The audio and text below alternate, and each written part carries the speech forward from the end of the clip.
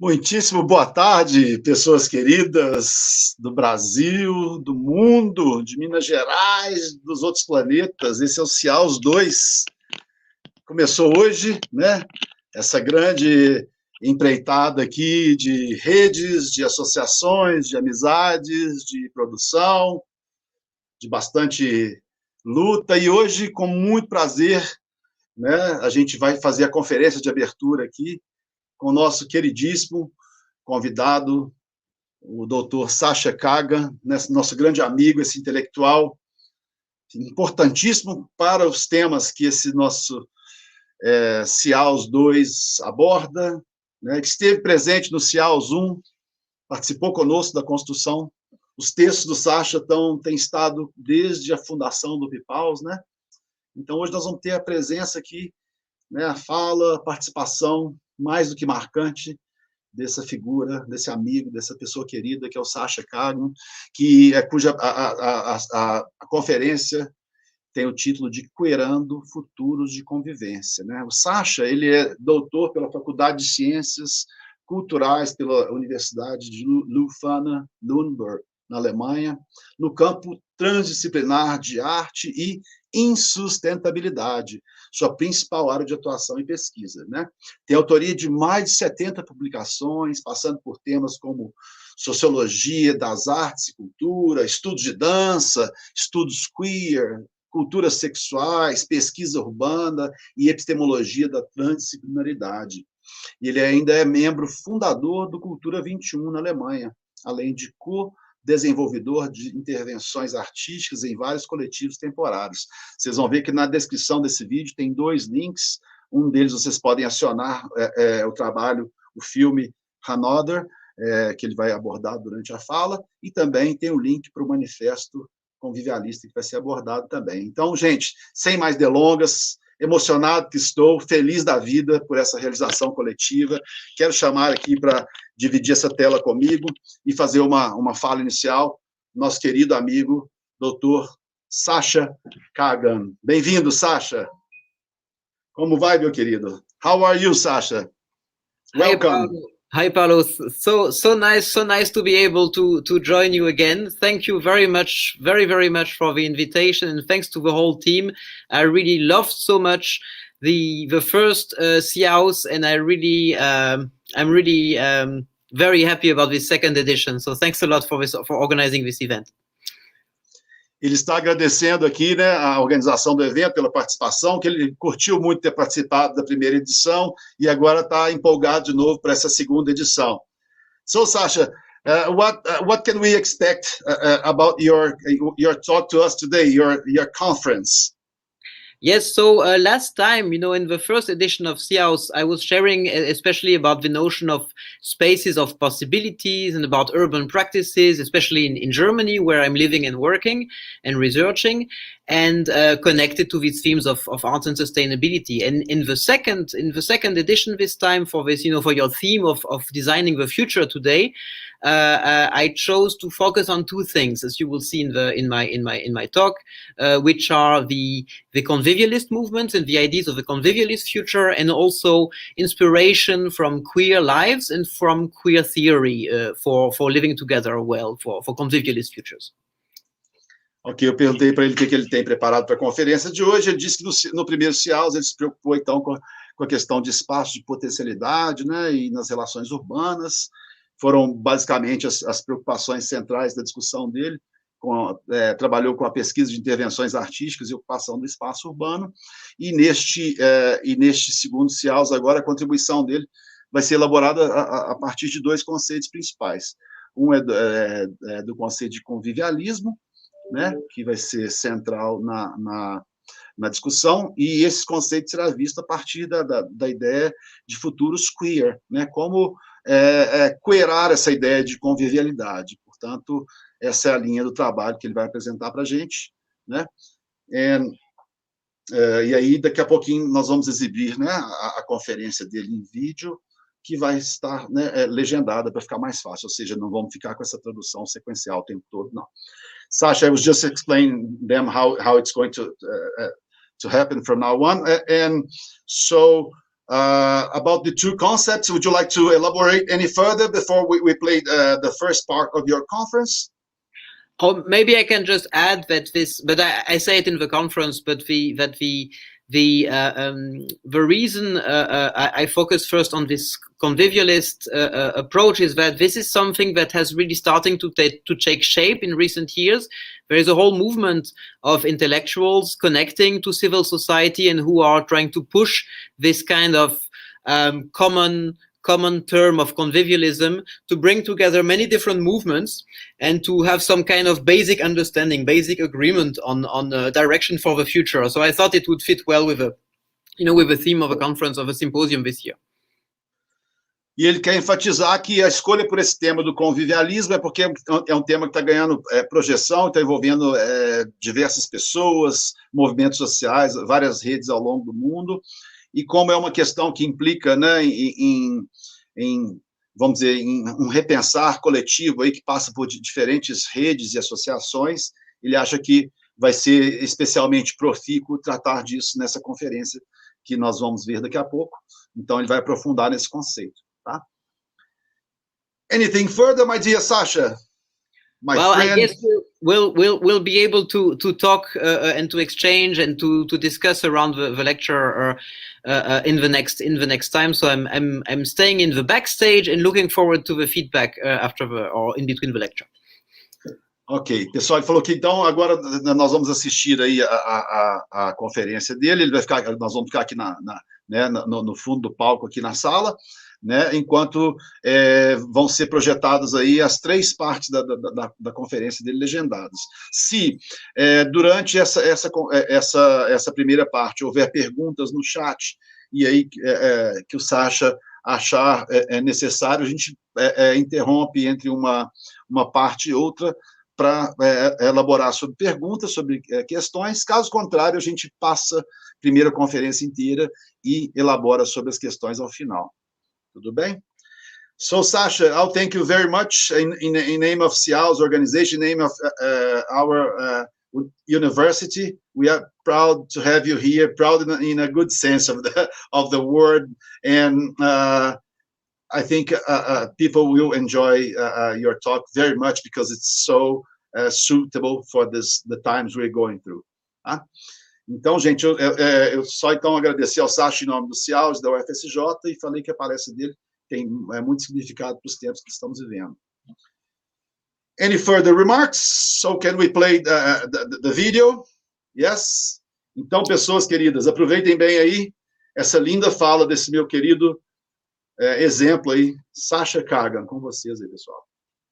Thank you very much for the opportunity to contribute again to this event. I really enjoyed the first one some years ago in São João, and yes, it's only a virtual format, but it reminds of great memories, and also I so much enjoyed this program, learning about the program you are having of PIPAUS. I'm very looking forward to contributing. So let me get started right away.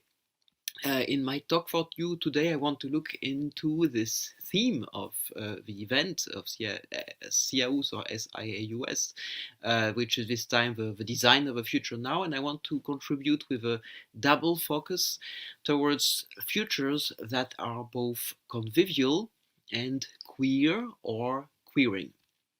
I will first introduce the recent movement of convivialism and the concept of conviviality.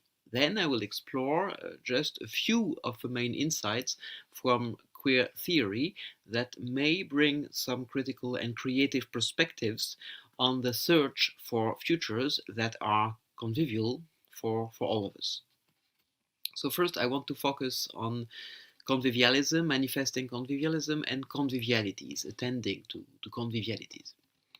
I will first discuss the convivialist movement, which takes its name from the notion of conviviality, which then I will introduce as the second thing. So where convivialism is a political idea that wants to elaborate a vision for cooperation in contemporary democracies, its older sibling, conviviality, is more like a descriptor and an analytical tool about lived social practices of various kinds and various degrees of cooperation across human history. So first about the convivialism, which has been developing in 2 manifestos and with an international now. So at the initiative of Alain Caillé, a coalition of about 40 French-speaking intellectuals from the political left and center-left, together with a coalition of French civil society organizations, published in 2013 the Convivialist Manifesto, in French and then in English and later in further languages. That manifesto was taken up and debated in several other countries in the following years. And then 7 years later, in January 2020, a revised and expanded text with just under about 300 international signatories from 33 countries was released. It was released actually just before the COVID pandemic started. That was the second Convivialist Manifesto. There's also a Brazilian version that was released in 2020, which is freely available online. You will get the link probably from the organizers somehow. The coalition of people who signed this second manifesto names itself the International Convivialist. In 2021, an International Convivialist Association is organizing itself, connecting with existing international social movements and with networks to try and form what they call a global citizen parliament. Among those involved in these ongoing efforts at the moment is, for example, a Brazil-based Belgian scholar named Frédéric van den Berge. The manifesto's intention is to establish some common ground across a variety of approaches, both in social movements across the world, and especially among intellectuals, including various critiques of neoliberal globalization, and also highlighting shared concerns, shared values, and shared approaches across these different movements and approaches. The manifesto describes a current polycrisis of development at a world scale. It denounces utilitarian thinking and action and the excessive focus on economic growth in the dominant society. The first manifesto from 2013 also insisted on the importance of realizing interdependency and on the political agenda of human cooperation and of engaging in care. The first manifesto advocated for a balance between cooperation and antagonism. It recognized that humans are beings driven by desire and stressed the importance of affects, which should be mobilized. However, it did so very briefly, quite vaguely, and in an awkwardly instrumentalist and paternalistic fashion, as if the convivialist intellectuals would want to raise the passions of others, maybe of the masses, as some critics noted back in 2015 in some texts. Criticism was raised about the first manifesto, which I won't have time to detail now, for example, in its naive belief in the power of shaming the global economic elite. The second manifesto, then, from 2020, largely follows from the first. It restates this imminent danger that late capitalism, in its neoliberal and financial forms especially, poses to democratic ideals.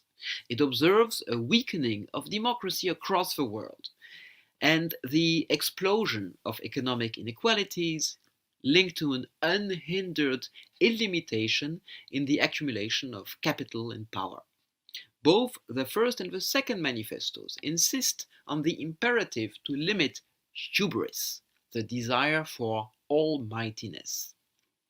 The second manifesto presents itself as a bearer of the torch of hope for a world that, I'm quoting, absolutely needs an alternative political philosophy. A philosophy of the art of living together. That's what the convivialists are trying to to propose. More specifically, the manifesto argues that the four great political ideologies of modernity, namely socialism, communism, anarchism, and classical liberalism, all failed to properly address the relations of humans to nature, the relations between men and women, and cultural diversity. But the manifesto refuses to identify a new doctrine, as they name it. Instead, it sees itself as a movement of reciprocal questioning that involves multiple pre-existing political doctrines and attempts to reach a synthetic perspective through that process of reciprocal questioning. The second manifesto not only expands the discourse of the first by getting into more concrete details and propositions, it also amends and corrects it to some extent. Especially, the basic principles were revised. The first Convivialist manifesto proposed already 4 principles of common humanity, common sociality, individuation, and managed conflict. The second manifesto adds one more principle, which it places first: common naturality. This makes it more critical of anthropocentrism, and it adds, and the second manifesto adds, that all 5 principles are subordinate to the absolute imperative of hubris control. Attentive to dynamics of complexity, the second manifesto explains the necessity to articulate these 5 principles with each other. It discusses how the main political ideologies of modernity each heralded only one of the 4 principles, which I just mentioned, which were listed in the first manifesto, and failed to properly consider all the interdependencies. It also mentions that political ecology is what brought the 5th principle, common naturality, into the political discussion. The second manifesto also aims to be more sensible to cultural diversities than the first. It welcomes the emergence of a dialogue of cultures and civilizations that allows the emergence of a pluriversalism as a polyvocal universalism beyond the colonial era. It welcomes the many contemporary manifestations of the principle of common humanity, including a powerful groundswell that values equality not only between men and women, but also between sexual orientations or between genders. The second manifesto argues for the need to escape the false alternative between universalism and communitarianism, rejecting the abstraction of universalism while looking for commons for the whole of humanity. It argues that cultures are intrinsically plural and that each culture carries multiple possibilities. Cultures are far from having unified and forever fixed identities, and they are far from being homogeneous and compact as if they were self-enclosed substances. Here I'm quoting the manifesto, own formulations in what I was just saying. So concretely, the manifesto proposes that a convivialist political community is one that opens itself up to a maximum of cultural diversity that is still compatible with the maintenance of unity. However, the second manifesto also laments the translocal networking supported by the internet as ever more dissolving the very idea of the home, in French, le chez soi, or of the among ourselves, in French, entre nous. Connected to this manifesto claims that a democracy may be alive and fertile only among those whose desire to be here together is greater than the desire to be elsewhere and with others.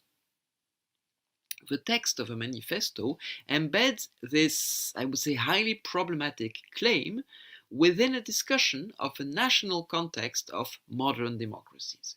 This aspect of a manifesto, which can surely be interpreted in several ways, raises serious concerns.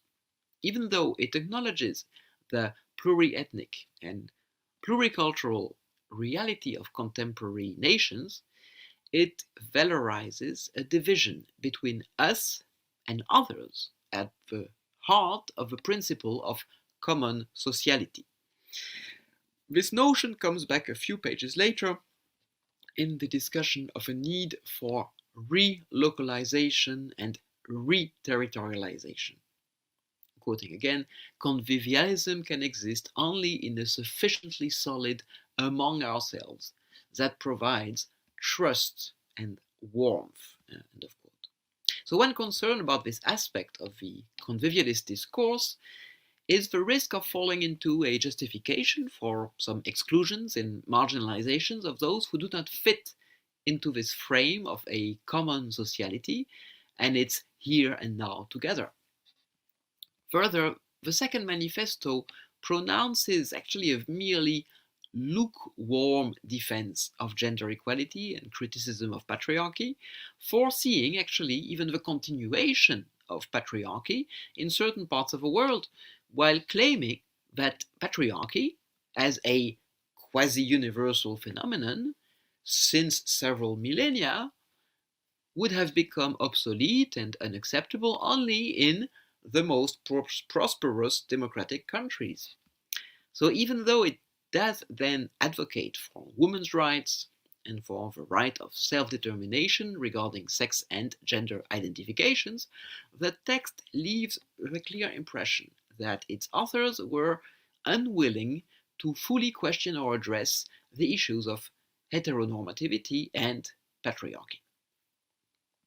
I will come now to analysis and fantasies of conviviality and convivialities. The French term, I'm French, and so I start with the French term, coming from my own cultural background, the French term convivialité. This is a widespread expression in France, which is associated to the image of a festive sociability. The first clear use of the term in French is credited to Anselme Brillat-Savarin in a book in 1825 called Physiologie du goût, as an expression meant to characterize the pleasure of living together, meeting joyfully, and eating together as convives. Convives, the ones who are together around a table, around values of friendship and sharing. Brillat-Savarin was also writing of a spirit of conviviality that would, in his own words, soften the edges of conventional inequalities, hinting at the value of conviviality for interaction across social classes. So more than a century later, in 1973, Ivan Illich in North America published Tools for Conviviality. In it, he interrogated social institutions and criticized what he considered to be dehumanizing models of rationality and the productivist ideology in industrialized societies.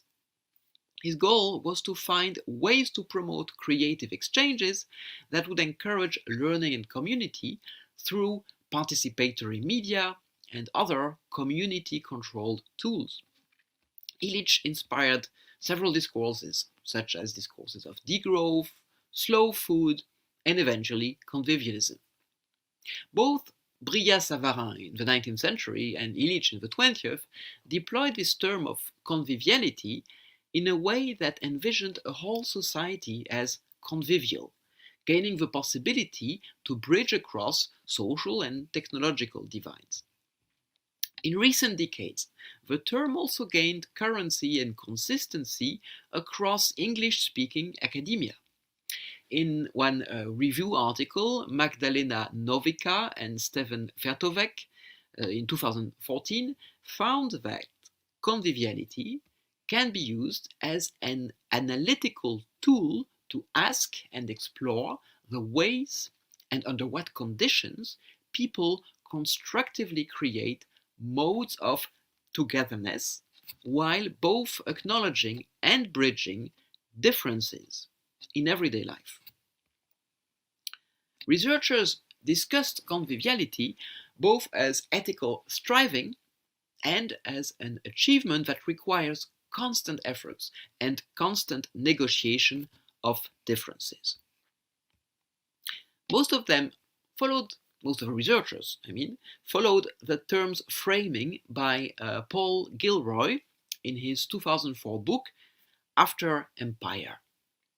Conviviality as the capacity to live together in a contemporary context of living in a culturally complex, mobile, and global world, with cultural differences arising from the long-term consequences of post-colonialism, mass migration, multicultural policies, and transnationalism. Gilroy favored conviviality over inter- and multiculturalism because of his preference for the more dynamic notion of identification, which highlights mobility and contingency rather than categorical fixity, meaning in this case identification versus identity. In a 2019 publication, Novica critically revisited the last decade of research on conviviality and even qualified it as a fantasy of researchers. She argued that the literature gives too little attention to family, friendship, relations of care and intimacy, private sphere, power and identity, and gender relations, so quite a lot of things actually. Such conviviality would be very much rooted in her analysis or in her reading of researchers, would be very much rooted in the myth of individuality. Conviviality is often little more than courtesy, she tells us in her 2019 article, a mere thin conviviality that operates hand in hand with sexism or even racism. Courtesy helps maintain social order with situations of quasi-equality that suppress and bridge difference without overcoming it. Alternatively, conviviality has also been framed through ethics of agonistic respect and understanding of ethnic, religious, or racial differences as negotiable identifications. And here, Novica, in her critique, links theories of agonism back to the earlier notion of civility in Western modernity as rational behavior that requires to abstain from the excesses of antagonism despite differences. For her, it is conviviality as civility, so the second one, that inspired the first convivialist manifesto. And the manifesto would perpetuate, in her view, an old idea of liberal civility. In their reliance on civil society, the convivialists presuppose a liberal civil society in which individuals collaborate across their groups. Instead, Novica suggests that conviviality should be thought through the lens of moral regulation. As I will suggest today, one approach, among others, to not only critically address but also denaturalize such moral regulation could be found in queer theory and queer practice.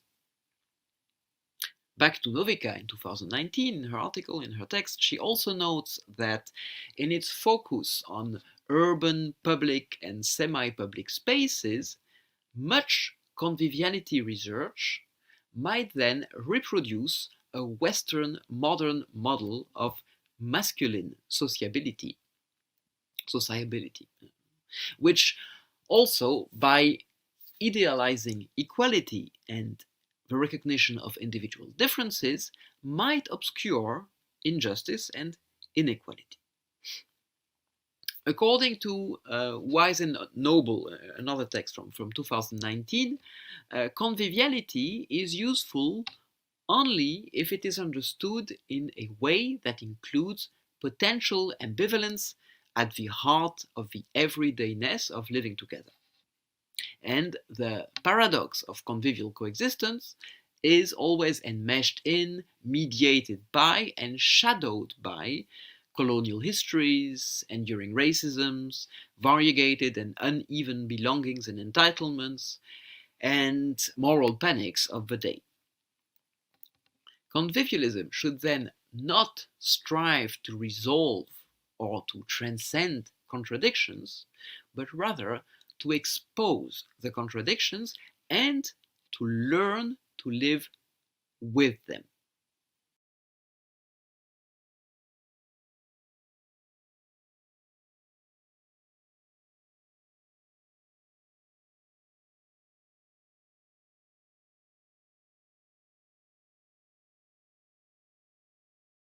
Coming to the second half of my talk, so about queering this whole conviviality and convivialism.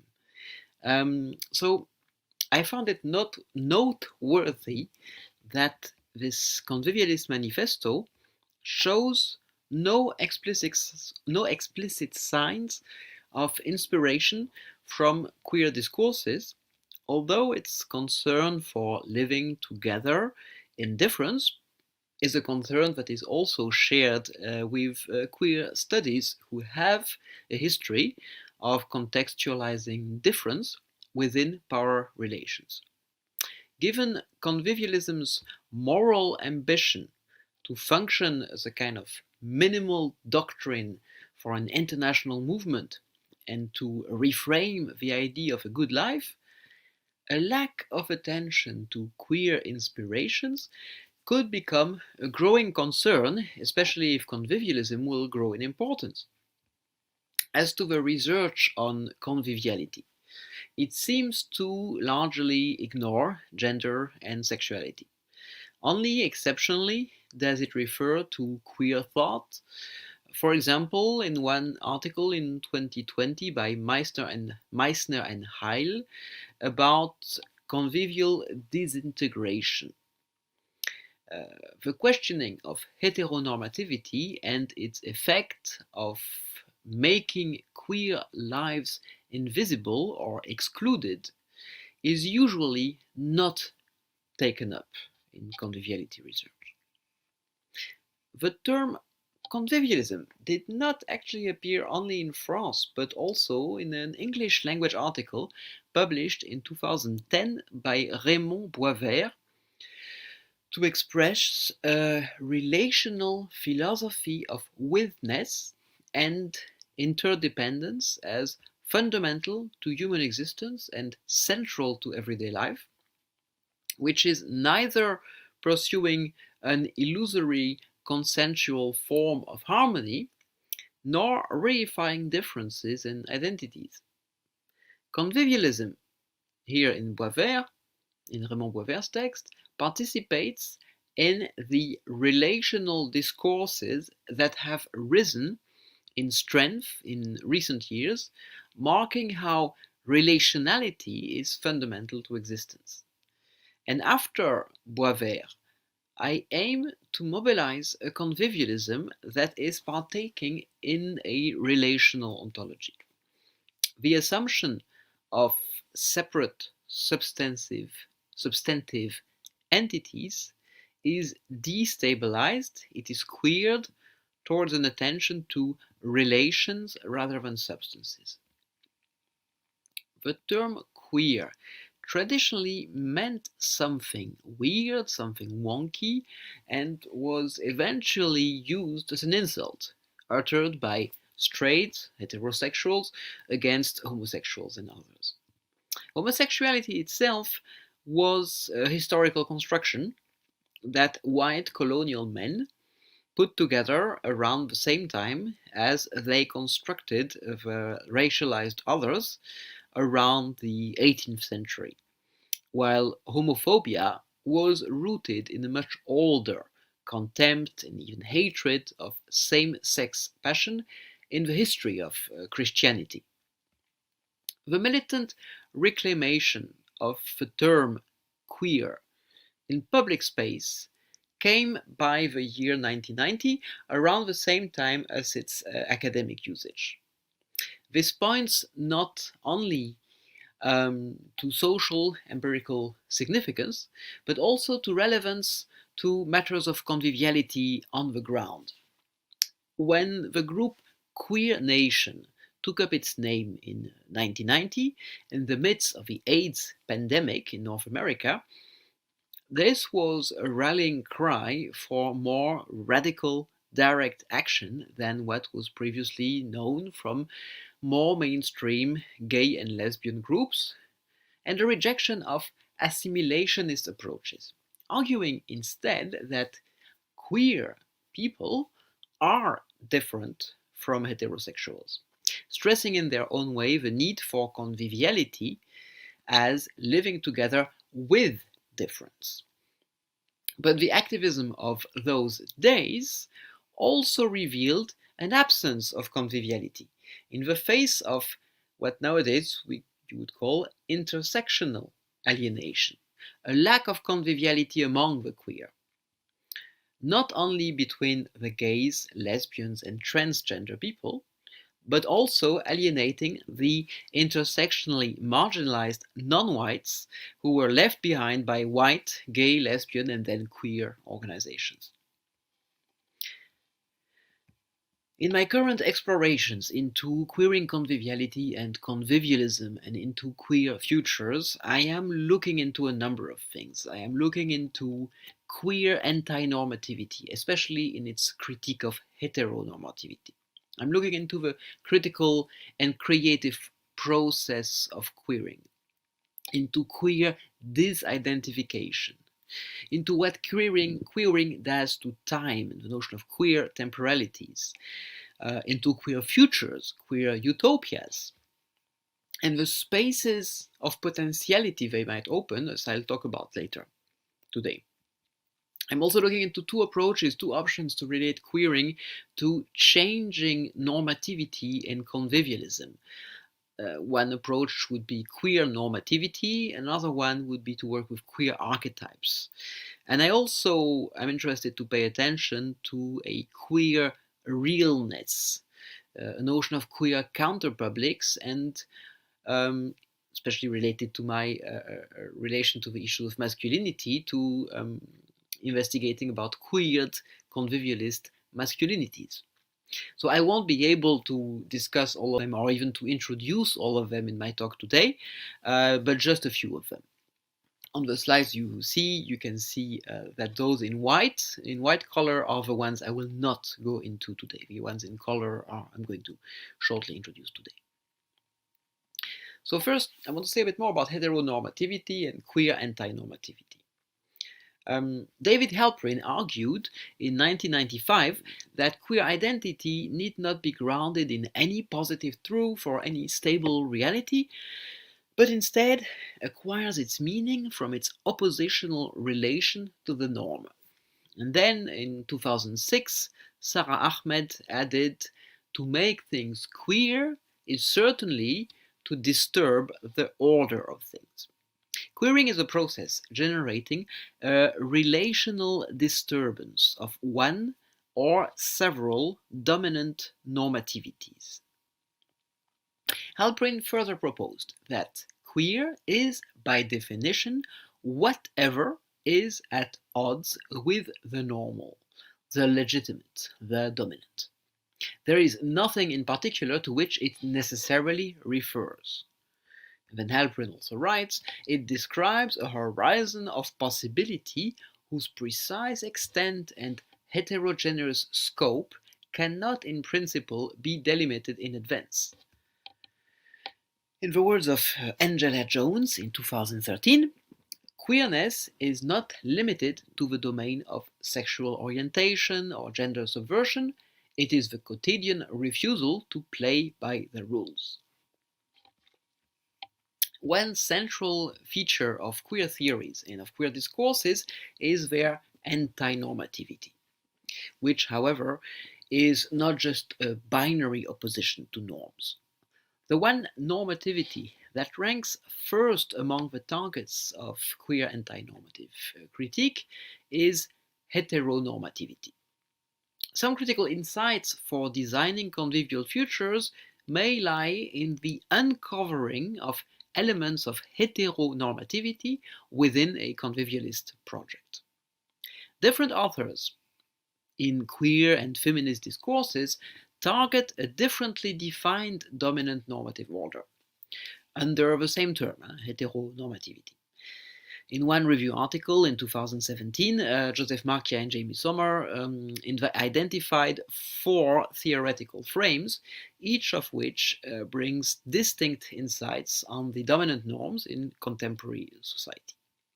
The initial framework, by those who coined the term queer, Warner and Zeidman, in their book Fear of a Queer Planet in 1993, this initial framework, inspired by Michel Foucault's History of Sexuality, focuses on the deconstruction and the critique of heterosexuality and the biopolitics that regulate sexuality. In Michael Warner's words, the heterosexual privilege lies in heterosexual culture's exclusive ability to interpret itself as society.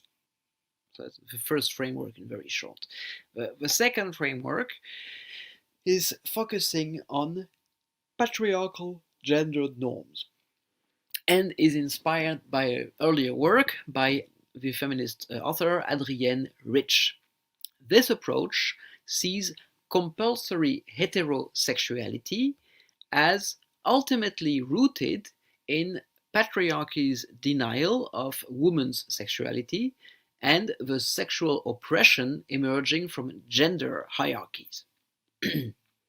This one approach is, however, in many ways more part of a second-wave feminism than of queer theory, but its boundaries are blurred, or it's a bit more complicated. Anyway, the third framework, the third one, is focusing on hegemonic masculinity or idealized femininity after the work of Judith Butler. It focuses on the construction of gender and of desire as a discursive process and on how a dominant culture determines certain gender expressions as deviant. Gender and sexuality are essentialized, and they rely on each other to make sense of one another. Finally, in the fourth framework that we discussed in this article, in the fourth framework, which is inspired by the works of Gail Rubin, gender identity and sexual identity are two closely interrelated but two separate systems, together constituting heteronormativity at their intersection. Patriarchal oppression policies both systems.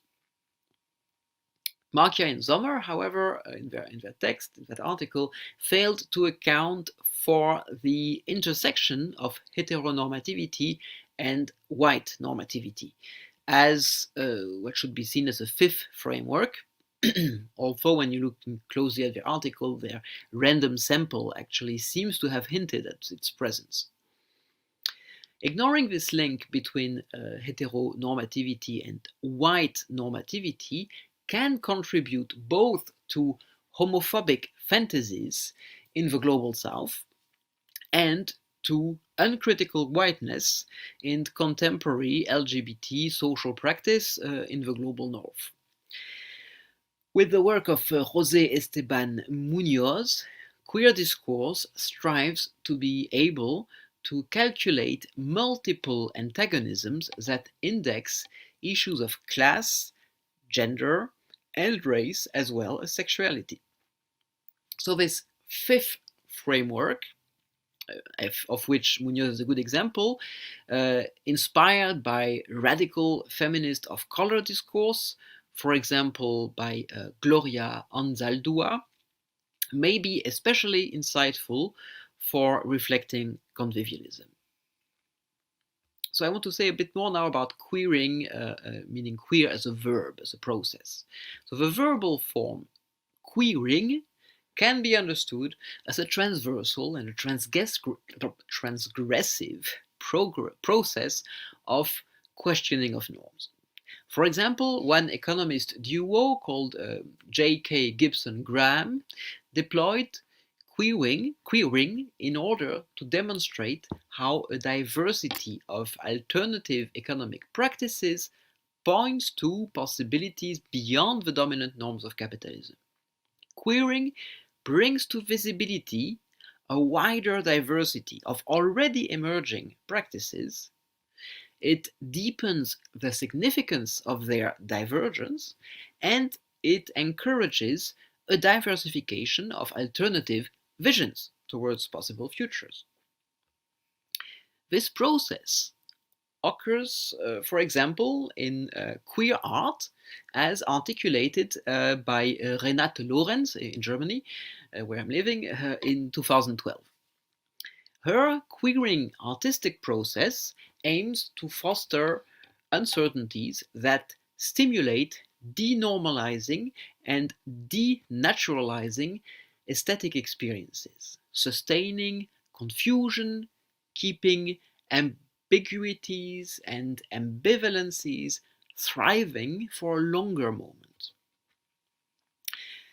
As a process, I suggest that queering can do a number of interrelated actions. So first, to perceive the real as both relatively fluid, unstable, and in perpetual becoming, and yet not smoothly fluid and flexible like some late modern discourses of neoliberal flexibility would like it.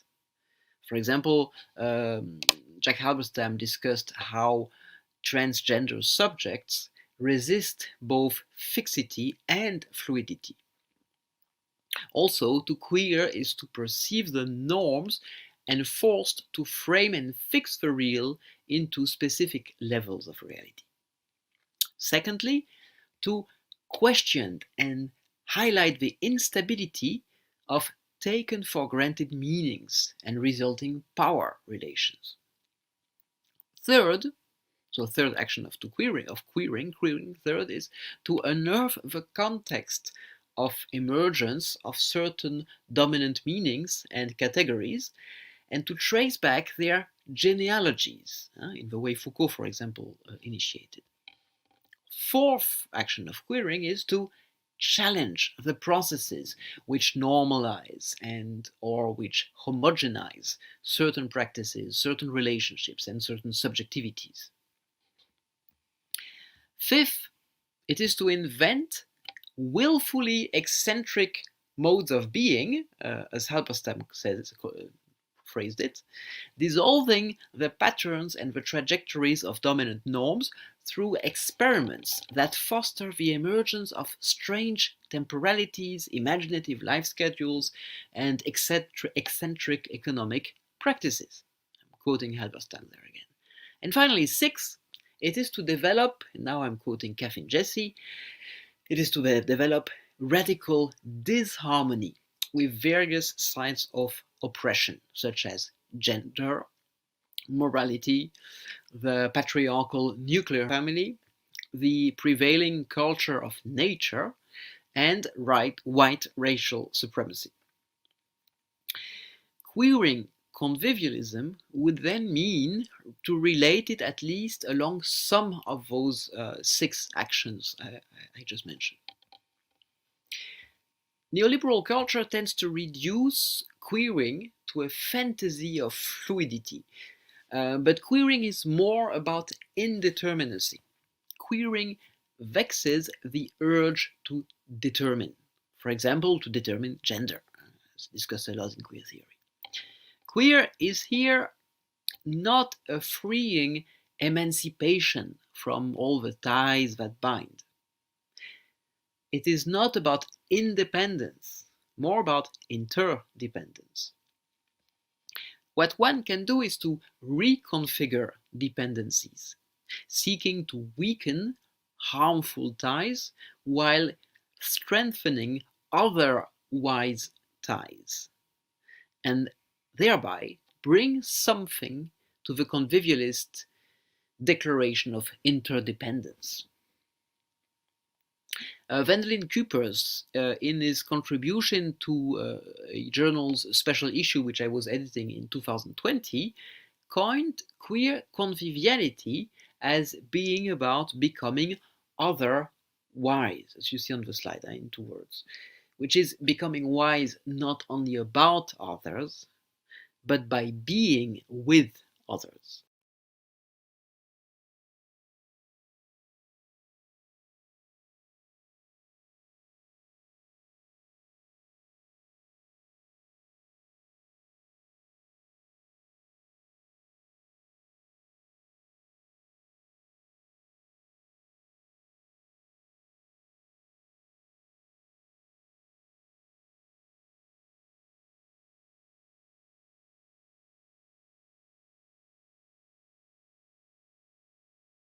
More on this notion of disidentification in identities and differences. Queering should not be confused with the older notion of identity politics, but it does reframe it in ways that partly recoup with Paul Gilroy's focus on contingency that I mentioned earlier today, rather than categorical fixity, and that also relates to the Convivialist Manifesto's way to approach cultural identities. Readers of sociological works, for those of you who might read Bourdieu and others, readers of sociological works will know that any social self is always situated at the intersection of several competing social fields or systems exerting their pulls. But while many of these social selves may find a relatively easy access to a fiction of identity that works well in the public sphere, however hybrid its composition, the situation is different when one finds oneself at odds with the dominant patriarchal, heteronormative, and or white cultural logics, and when one must relate to a number of more subcultural inspirations. One influential way to work with and to reframe identity politics within queer theory can be found in the works of José Esteban Muñoz, especially his book from 1999. He rejects the binary opposition formed by essentialism and constructivism in earlier narratives of identity, and instead he looks into the points of contact or point of collision where one must negotiate between a fixed identity disposition and the socially encoded roles that are available. Put simply, the more conflictual the various objects of identification, and the more they involve minoritarian objects of identification, the more obstacles come up for enacting identifications. So Muñoz focuses in that work from 1999 especially on disidentification. That's also the title of the book. Disidentification, which is meant to be descriptive of the survival strategies the minority subject practices in order to negotiate a phobic majoritarian public sphere. So it is neither about the symmetric opposite to identification, directly rebelling and rejecting the normal identificatory sites, nor is it about trying to break free from identification or to attempt at dissolving or abolishing entrenched cultural formations. Disidentification is not about an assimilationist, an oppositional, or an escapist process, but about a less linear and a more complex process. So in the words of Muñoz, the disidentificatory subject tactically and simultaneously works on, with, and against a cultural form, and works to hold on to this object of identification and invest it with new life. To disidentify is to read oneself and one's own life narrative in a moment, an object, or a subject that is not culturally coded to connect with the disidentifying subject. It is the reworking of those energies that do not elide the harmful or contradictory components of identity. So here I was quoting Munoz. To disidentify with a subject is to desire it, but desire it with a difference, Munoz tells us. Judith Butler in 1993 suggested that the failure of identification is itself the point of departure for a more democratizing affirmation of internal difference. More specifically, Munoz investigated how queer performance artists and or queer spectators in their reception of cultural productions contribute to counterpublics through the practice of disidentification. This practice may be hermeneutic, it may be a process of cultural production by artists, for example, it may be a mode of performance. Quoting Munoz again, disidentification is a step further than cracking open the code of a majority. It proceeds to use this code as a raw material for representing a disempowered politics or positionality that has been rendered unthinkable by the dominant culture. End of quote. I will have now to go relatively fast over the notion of queer temporalities in order to spend more time focusing on potentiality. So moving from queer temporalities to spaces of potentiality.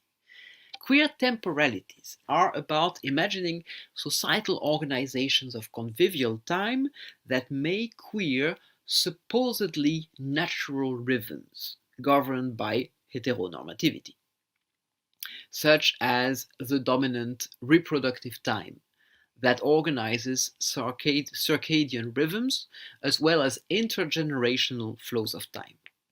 Elizabeth Freeman talked of chrononormativity, or the use of time to organize individual human bodies towards maximal productivity, which is connected to the wider temporal organization of the life of entire populations, which was coined by Dana Luciano as chronobiopolitics.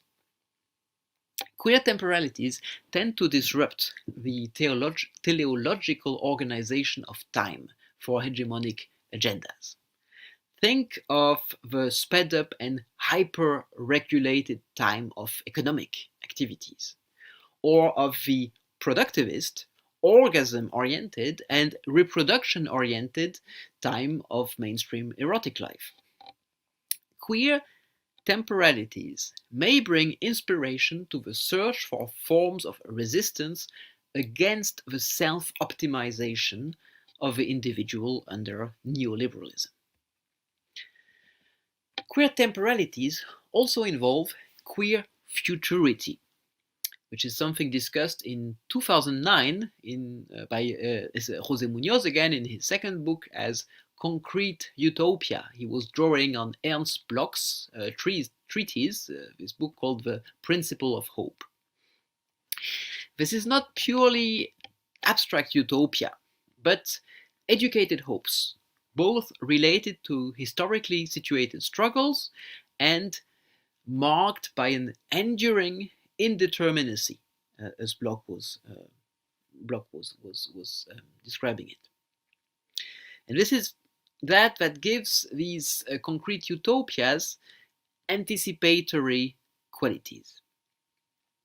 In the words of Munoz again, queerness is a structuring and educated mode of desiring that allows us to see and to feel beyond the quagmire of the present, to think and to feel then and there. Still quoting Munoz, queerness is essentially about the rejection of the here and now and an insistence on potentiality or concrete possibility for another world. So, end of quote. In the last decade, Munoz has motivated many people in queer studies to envisage queer utopia as a modality of critique that speaks to quotidian gestures as laden with, so everyday gestures, as laden with potentiality. Once they are able to unfold thanks to the presence or creation of safe spaces for their unfolding, queering processes as the questioning of norms allow their partakers to open up the possibility to gain a deeper understanding of how the self and others may not fit into certain norms.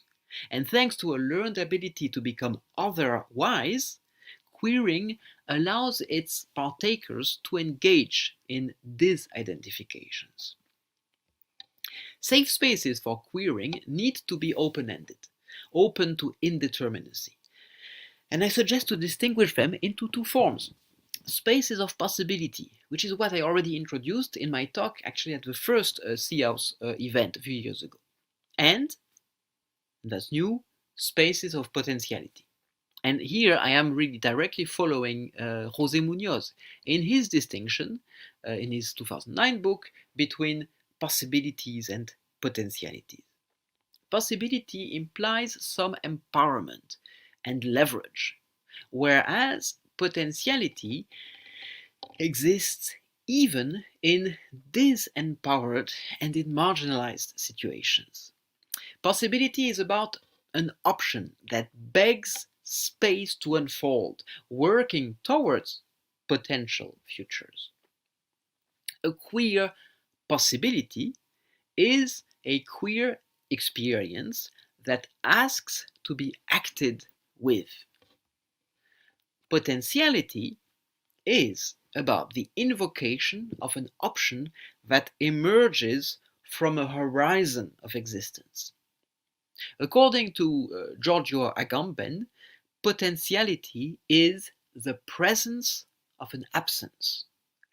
A queer potentiality is a queer dawning of experience, not quite conscious, as Munoz says, which asks to be sensed and imagined, and that enables an anticipatory desire for queered futures.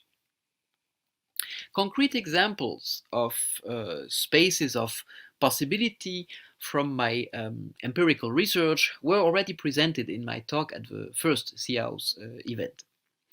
They are discussed as such in my documentary film, An Other, which is meanwhile available for free on YouTube, and also in an upcoming book in English that I'm editing at Routledge and that will be coming up sometime next year. Spaces of possibility facilitate challenging experiences, imagination, and experimentation that open up future-oriented questions and perspectives in situations of uncertainty. Spaces of possibility allow their users to experience surprise, puzzlement, confusion while learning something. And they are spaces where queering futures may happen through on-the-ground, imaginative, experimental, and creative processes. They are spaces of prefigurative practice, in the sense of Michaela Citrin, prefigurative. This means spaces where people are active today, rehearsing for possible futures, even if necessary conditions are not really met yet today.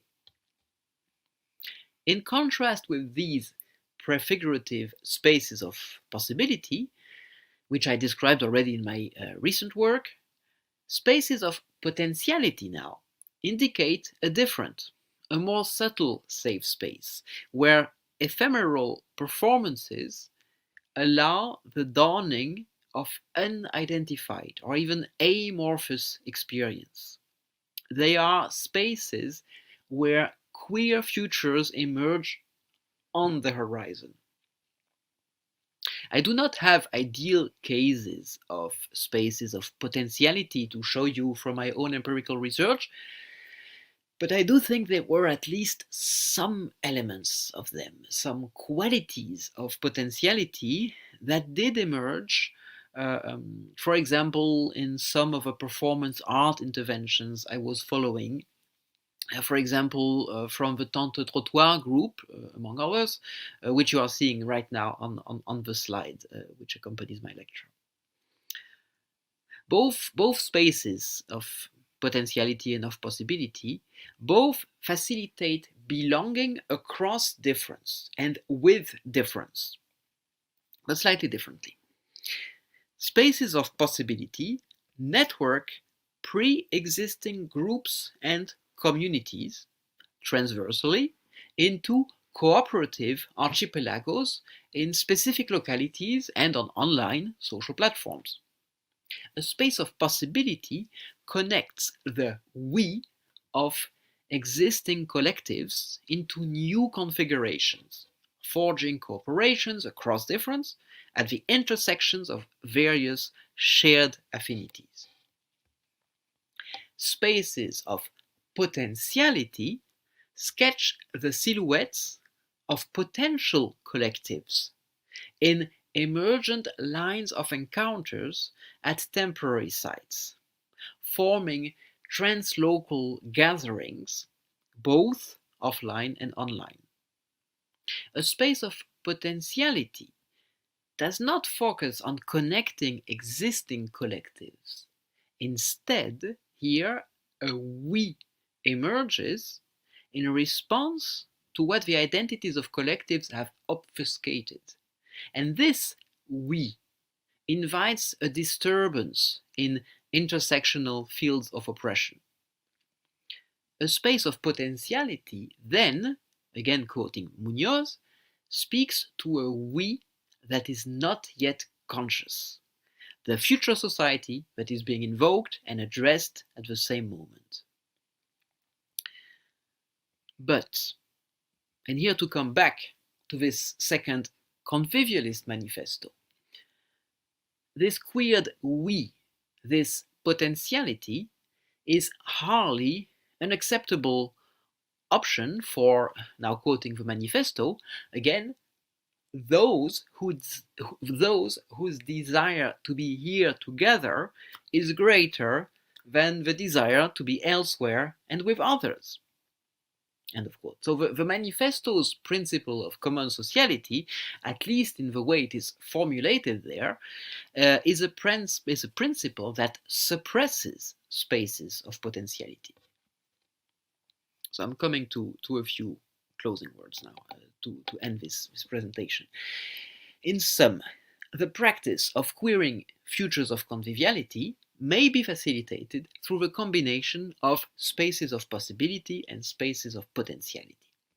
The project of designing convivial futures would benefit from a queering process that unsettles certainties of good life, while exposing intersectional privileges kept tacit by dominant norms. One of the benefits of a queering process is that it incites its partakers to not gloss over the messiest intersectional problems. This means sticking with contradictory complexities instead of running to fix problems, running for appealing solutions, running for shortcuts, as Gregory Bateson called these a long time ago. Queering not only steps into the mess.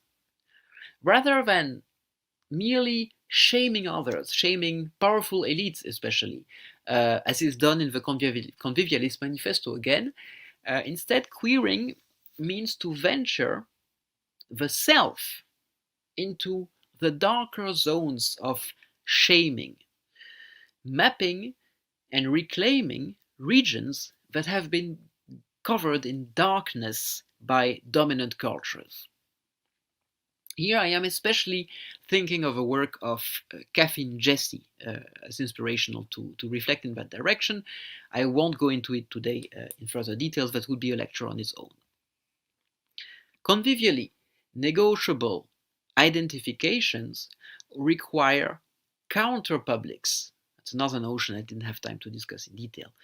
But convivially negotiable identifications require counterpublics and a queer art of disidentification rather than the integrative sociality of a homely among ourselves, as I quoted again from the Convivialist Manifesto. So that was it in sum, and I'm really looking forward now to the live questions and conversation we have after this recorded lecture. See you live online.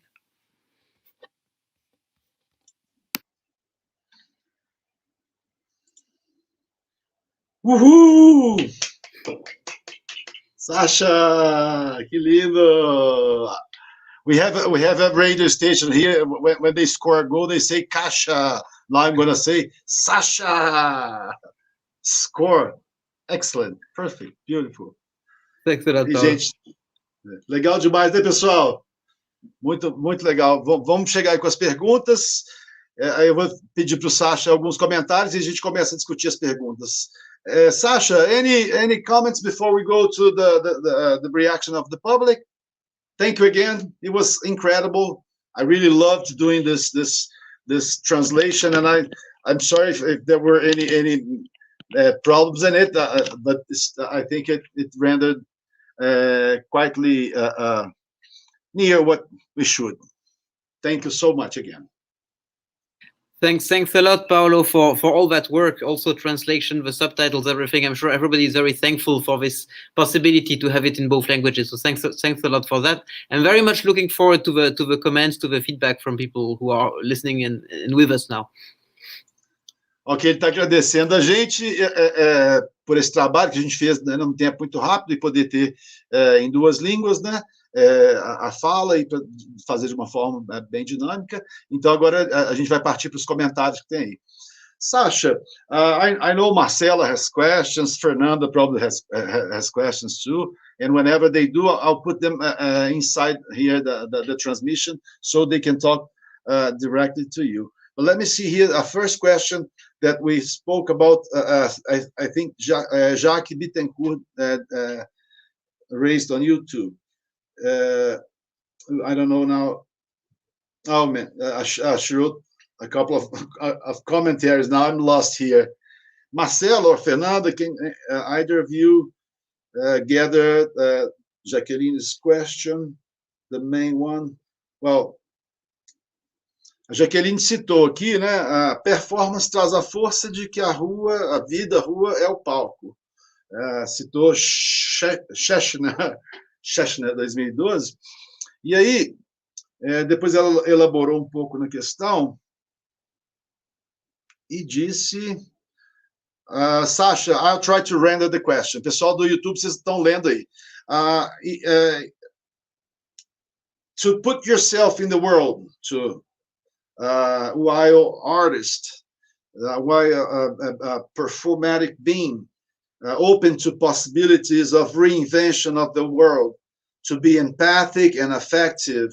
Is it to produce this possibility of conviviality?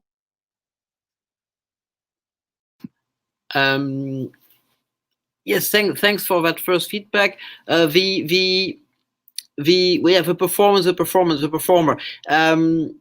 This is where I think the interesting thing is this. There's two elements. Maybe I had mentioned in the lecture today. One of them is this this togetherness in difference or through difference, and to work with the difference. or the distance. I mean, some people also criticize the notion of difference. I didn't go into that, but François Julien, for example, he has a little book which is also quite nice called "There is no cultural identity." Il n'y a pas d'identité culturelle, where he's discussing and saying we shouldn't talk about differences but distances. But anyway, sorry, I know you have to translate, so sorry. But in short, one thing is the difference. The other thing is this notion. I think it's very helpful for modes of performance from Munoz, which I mentioned, this disidentification, so that it's about the empathy and the affective, indeed, and reinventing the world. It's also about connecting differently to others, and not connecting, following, so to say, the pre-established paths, but it's actually about the creativity of a performer, to say it shortly. Bom, pessoal, assim, acho que muitos de vocês entenderam também, ou entendem, né? Mas como foi mais longa essa parte, bom, basicamente, respondendo à pergunta da Jaque, o que ele disse que esse ato de ser empático e afetivo, né, como possibilidade de reinvenção do mundo, né, é parte disso, mas em termos da performance, o que vale aí, né, é a criatividade, as várias possibilidades de redes, as diferentes diferenças e as distâncias, né, então, acho que sim, no vínculo que você faz, já que com a próxima pergunta, de as ocupações culturais, esses espaços anticapitalistas são espaços de potencialidade, acho que também tem a ver aí com essa resposta, mas então me parece que está nas interseções de diversos fatores, mas me parece, né, que esses dois itens são centrais para, né? Deixe-me ver aqui. Sacha, complementing Jacqueline's commentary too, she says, the cultural occupations, those anti-capitalist spaces, are they spaces of potentialities? Yeah. Which spaces? Sorry, which spaces? Spaces of potentialities. Those, spaces cultural occupations, like you shown in some of your previous works. We have lots of examples in Brazil. So those cultural occupations, when you awkwardly, against the norms of a certain place, you establish there a cultural occupation. Are those spaces, which you call anti-capitalists, are those, would you consider spaces of potentialities? Yeah, maybe I try to reframe or reformulate what I'm trying to do, because it's also something I'm just thinking about recently, and which is just, so to say, at the theoretical level, and what I did study empirically in the previous years was really more this notion of possibility. And the thing I'm hinting at is that there are certain things that are just emerging, that are under the surface, that are not, so to say, there, that you can work with immediately, right away. So when the things are there, when you're working with them, when you're so to say putting the pieces together and constructing and practicing them together in an alternative space, I would say then it's a space of possibility. And when you are just trying to hint at something, I would say in a more that's why there's difference between the word possible and potential. When you're just hinting at something that's in the air, that's there, but that's not really there, that's actually absent, but you know that it could be there. It's something that the real doesn't allow to appear, but that could be there, something that's so suppressed that it doesn't really have a space to exist. And then when you are working on those things, which are, so to say, just in the air, then you are developing spaces of potentiality. So it cannot be things which are very clear. If it's very clear, if it's very visible in a way, it's already there. So it's, I don't know if that's clear what I mean, but that's the kind of difference. Bom, primeira coisa, né, são junções de muitos fatores, né, mas tá aqui, ele tem reformulado o seu próprio paradigma, sua própria discussão teórica, né, seu próprio framework, seu próprio quadro teórico, mas que o que ele está dizendo é que Os espaços de possibilidades são aqueles que vocês ajudam, né, os artistas hoje ocupam, vão lá, se reúnem, se organizam e ocupam os espaços e realizam as coisas. Mas já os espaços de potencialidades, eles não fazem, a coisa não acontece de fato. Ela vai ali ser, vamos dizer, ela vai tacitamente ser tangenciada. Portanto, são espaços de algo por vir ainda. Mas ele diz que esse campo, né, de discussão tem muita coisa emergindo e que não há conceitos muito estáveis nesse sentido, ou seja, essa discussão não dá para ser estanque, conceitualmente, separar uma coisa da outra, mas imagine que os espaços de possibilidades são onde as coisas de fato acontecem, coisas que você pode nomear e pontuar. E os espaços de potencialidades são questões em que algo inimaginável para aquele lugar está sendo, talvez, pensado, dado alguma pista sobre ela. Né? A palavra hint aí. Excellent, Sacha. I don't know if I rendered your thought, and maybe I'll maybe I add a small thing, because I think this is a good illustration, maybe with a simple story. I just have to tell a short story, and maybe you can then translate it. To think of space of possibility, I think there's this joke that's used a lot in social science. I guess maybe other scientists also, but the joke is, there's this guy who's looking for his keys under a spotlight or somewhere in the street, and the guy comes to help him and asks him, what can I help you? What are you looking for? Well, I'm looking for my keys. And they both look and then don't find it. They don't find anything. And then he asks him, are you sure you left them there? They fell there. No, I'm pretty sure they didn't fall here at all, but at least here there's some light. And I think that's, where you have a space of possibility. At least there's some light. And the space of potentiality is really to venture into the darkness, to venture where there's no light, and to really look for the emergence, but outside of what's really visible. To find the key, right? Yes, well, maybe to find something. Maybe it won't be the key, but you will find something that's in the dark. Ok. Aqui, ele colocou uma piada muito comum nos estudos sociais. Ele disse o seguinte, né, nas pesquisas, que tem um cara embaixo da luz, né, no escuro, na rua, procurando as chaves que perdeu, né? Aí tem um outro rapaz chega, se aproxima e pergunta, posso te ajudar? Ele fala, estou procurando as minhas chaves aqui, né? Aí os dois começam a procurar, não acham nada. Aí o outro pergunta, mas as chaves caíram aqui mesmo? Ele falou, não, mas aqui é o único lugar que tem luz, né? Então ele está dizendo que esse lugar que tem luz ali são os espaços de possibilidades. Já ir buscar a chave ou fazer a procura onde não há luz que são os espaços de potencialidade, ou seja, buscar o que ainda não foi imaginado, que ainda não foi feito, que não foi criado. E acho que é bastante interessante esse exemplo aí dessa historinha. And Sacha, passing already to the other question from Paulo Jarbas, he's asking if nature is queer. I don't know if you would, is it enough for you to bring up but I think there's some material there. Is nature queer? Thanks a lot for that. That's really a great question. Thank you for that. It's actually the reason why I got so much interested in connecting to the queer, not just in my personal life, but also for my research, precisely because of there's two things. One of them is the idea that comes from complexity, from general complexity or qualitative complexity from Edgar Morin, which is that nature is what he called chaosmos, so like a kind of genetic power of chaos. That chaos, which is neither organization nor mess, and the chaos is not just mess, but this kind of this powerful genetic force of chaos, which allows, let's say, the self-organization of nature, and this kind of very powerful thing that would be, so to say, the queerness of nature, one could say. Even the cosmological way. So that's the first one. Maybe I let you translate and then I say the second part after, otherwise too much. Então tem duas partes aí para essa explicação. A primeira que esse pensamento, né, essa natureza queer seria, como Munhoz colocou, a questão de caos, né? E aí você pensa então que é algo que irrompe com a lógica.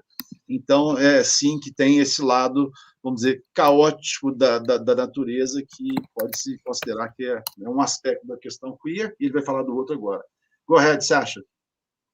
Yes, so that's the first one, and the other thing is that I was really interested into that because of quite a number of people who have been starting to work coming from feminism, and especially from ecofeminism on the one hand and queer theory on the other hand, and who were looking at the relations between genders, but also the nature-culture relation, etc., and started talking about what they call queer ecologies.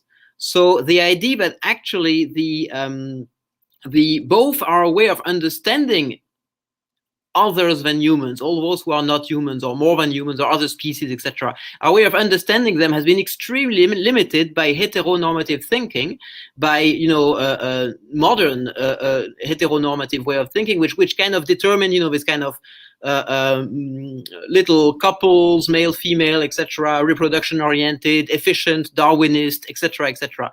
And nowadays, both in cultural studies, I mean, in the cultural humanities, and in natural sciences, in modern evolutionary theory, biology, etc., we see that actually, and that's exactly what the question was, nature is queer, actually. Species are queer. There's crazy things going on, much more crazy than what natural scientists have been describing for the past 2 centuries. And nowadays, we are starting to describe it. Like, for example, all sorts of funny things happening also sexually between species, not just donkeys and horses, but much more than that. Bom, vou tentar recuperar. I'll try to see how much I could grasp. But sorry. But it was really nice. No, but I think I got the main points, because the details are very rich, and I feel not being able to recapture all of them. Mas a explicação foi a seguinte: não pensar necessariamente natureza queer, mas uma ecologia queer, e pensar que, esse conceito de heteronormatividade que o pensamento queer vai demover, ele está também incrustado não só nas questões da espécie humana, mas na própria natureza, a constituição de casais, de animais.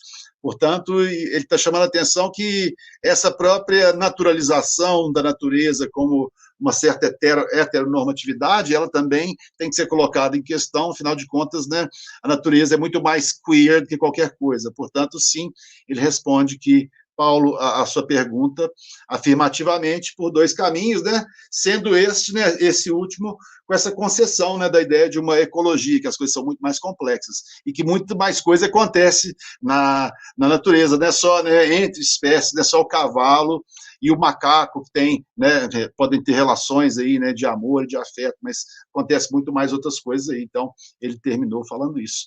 Não sei, pessoal, aí o pessoal do YouTube... desculpa, e o conceito anterior que eu me referi, eu estava perdido com a fala do Munhoz. Na verdade, ele estava se referindo a chaosmosis, do Edgar Morin, tá? Na hora eu fiquei um pouco confuso, então estou corrigindo aqui aquela tradução que eu disse que seria o princípio trazido do Munhoz, tá? Então, chaosmosis, do Edgar Morin, tá? Então, Sacha, let me one more question here. Actually, Marcela wrote it here for us. And now I will say it in Portuguese for the public, right? So it's here, and I'll repeat for you in English. A pergunta, pessoal, é assim: a cultura queer pode ser considerada transgressiva ou uma cultura avant-garde? Sacha, can queer culture be considered a transgressive and avant-garde culture? Thanks for this question. I would be very curious to know also what people understand under the notion of avant-garde or of transgressive. Especially avant-garde, that's a term that was very had specific meanings in the 20th century. The avant-garde, it was especially within the Marxist thinking, the avant-garde of a revolutionary movement, etc. So it depends how you understand the term. If you understand that Marxist way, one of my problems is the kind of dialectic movement of history, which is implied, and if avant-garde means this kind of dialectic form of progress, it's something I would be a bit skeptical about. But maybe something else. People mean also something else with avant-garde, which is like going away from the mainstream. In that case, yes. But if it's this dialectical thing, it's not exactly the same, approach. Ele está fazendo a primeira consideração, que a pergunta sobre a avant-garde, tem que saber primeiro o que quer dizer avant-garde. Se for pensar numa questão mais dialética marxista, ele é muito cético em relação a essa interpretação, mas se for no sentido aí de saída do que é mainstream, aí sim faz sentido. So, Sacha, do you want to elaborate in either of these possibilities of avant-garde? Because I won't be able to recoup what she meant. Either way for avant-garde, but let's leave that on the air and pass to another one. Okay, from Isabel Weingartner. Sacha, does the path of transdisciplinarity border on a transhumanist future? E aí, just em português, pessoal, Sacha, o caminho para a transdisciplinaridade, ele ladeia um futuro transhumanista? Sacha, please. Thanks for this question. Replying properly to it would require a lot of time. So I will have to say two things. A short version is that those two are quite different things. Transdisciplinarity has to do with, there's several understandings of transdisciplinarity, but the kind of understanding I follow, it's really about understanding the complex connections between different realities. So to say, the logic of contradiction, the possibility of living with contradictions across several levels of reality, not seeing everything, with one logic, one set of theories, one coherent world, but a world which is very complex. So that's something quite different. Transhumanism is something else. Maybe I say a bit more about it in a second. I'll let you translate and then. Primeiramente, ele está respondendo sobre, já que transdisciplinaridade e transhumanismo são duas questões bastante diferentes, ele quer deixar clara a abordagem que ele faz de transdisciplinaridade, né, que são questões, né, trabalhadas em diferentes níveis, diferentes óticas, com contradições, com problemas, né, não é enxergar um certo tipo de mundo coeso, né, que a transdisciplinaridade vai ser construída nele, não. É um campo muito mais tensionado em diferentes níveis, em diferentes graus de complexidade.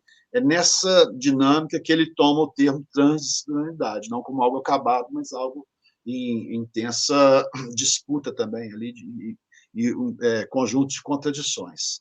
Okay, Sacha, I think I did it poorly, but I did it. So it's difficult questions, so difficult translation. No, Sacha, you're very didactical. It's just me, my neurons, the two remaining ones. It's really a hard job. Thanks a lot for being there. It's my pleasure. I'm delightful here. I'm delighted. So about trans. Let me see something about transhumanism. So that one is really more about.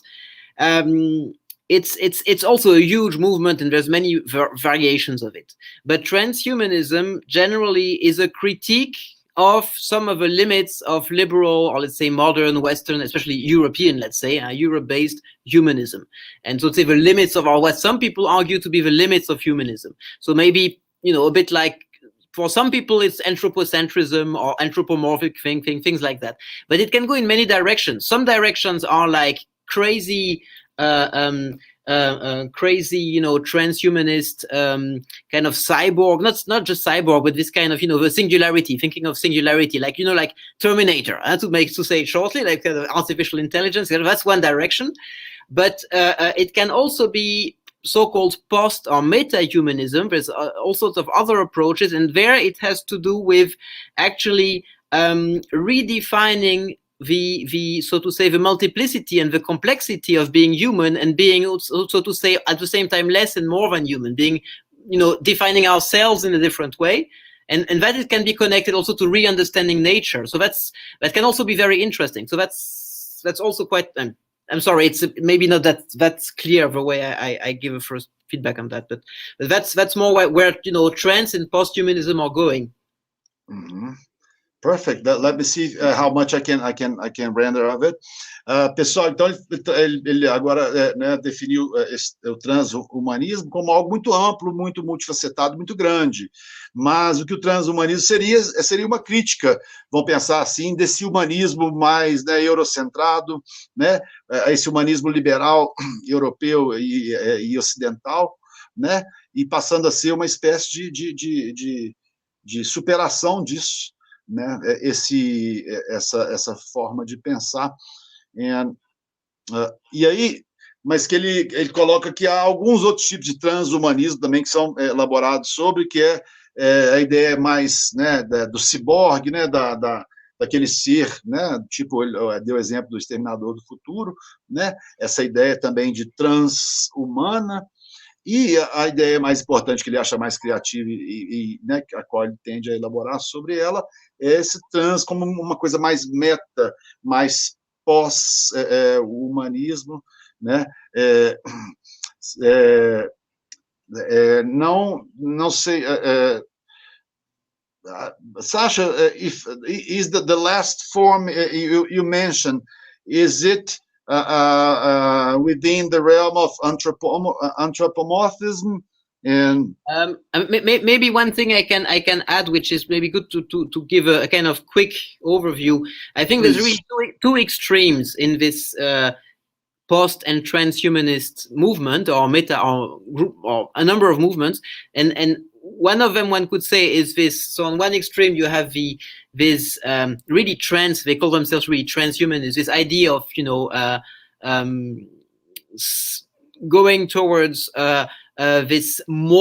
this kind of superhuman or more than human, artificially augmented, and in many ways super neoliberal approach. I mean, that's really a nightmare. It's kind of scary when you think about it. That's what some people are dreaming of.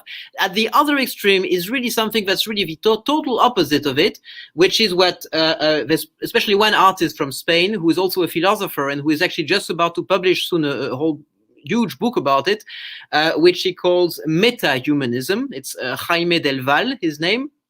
And here it's really about actually fighting against what he calls the age of algorithms, against what he calls the algorithmine. It's really about seeing. I mean, he contributed a piece in that special issue I edited recently, where the title is "Neither Human Nor Cyborg. I am a bitch and a molecular swarm."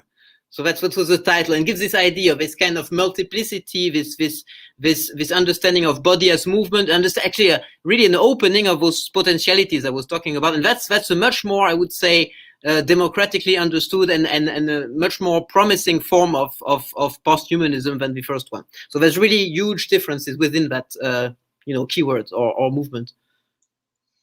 Okay, after I read the whole thing, I'll ask you to repeat the name of the book again, okay? Yeah. I will just type it while you translate. Yeah. I type it in the chat. Então, pessoal, o que ele disse, então, que basicamente dá para sintetizar em duas posições diferentes sobre esse transhumanismo. De um lado, né, esse humanismo mais, vamos dizer, artificial, dessa ideia, né, super liberal e tal, desse super ser superando aí pela artificialidade, né? E um outro tipo de transhumanismo, que é totalmente o oposto desse, que ele advoga, inclusive, e aí fala até o nome desse artista espanhol, Jaime, can you say his name again? Jaime del Val, I have it put in your chat box, Jaime del Val, Meta-Humanism, it's his approach. Okay. And there you have a title under it. Yeah. Okay, Jaime del Val. Yeah. E aí é o nome desse artista espanhol, cujo livro tem o seguinte título: Nem humano, nem ciborgue. Eu sou uma puta e um verme molecular, né? Algo assim. Então, parece, ou não sei se tiver a conotação aí de cadela, né? De algo assim, mas a palavra né? Bom, então esse tipo de transhumanismo que ele aponta de Jaime Delval é um que, de fato, vai o oposto do transhumanismo liberal do ciborgue lá, do algoritmo, ou seja, contra a cultura do algoritmo. É algo mais que transcende, que trabalha nas rupturas, em questões mais deslizantes, né? E aí é esse segundo modelo que ele pensa que, né, que está algum tipo de resposta para essa questão. Ok. Gente, people, let's take a couple of more questions. Né, pessoal? Mais algumas perguntas para também, né, a gente encerrar a sessão, porque o Sacha já trabalhou bastante. Aqui no chat interno aqui tem muitas perguntas para mim. Marcela ou Fernanda, alguma de vocês gostariam de entrar para trazer alguma pergunta que vocês destacam em especial? Porque eu já fiquei um pouco perdido aqui na sequência. Marcela, então, Sacha, let's hear some questions from Marcela while we prepare other questions.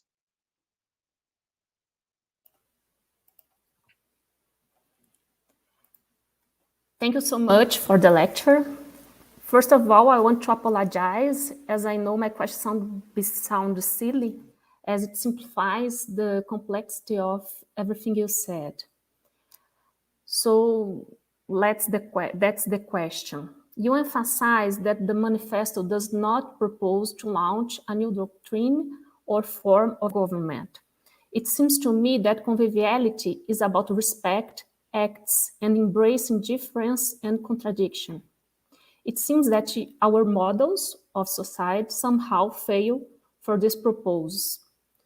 How to overcome the society of competition and domination of a group so that there is a room for a society of collaboration? It seems that the answer is to assume the act of queering. Queering is a way of being. Could you add something more about that, especially about acts and respect?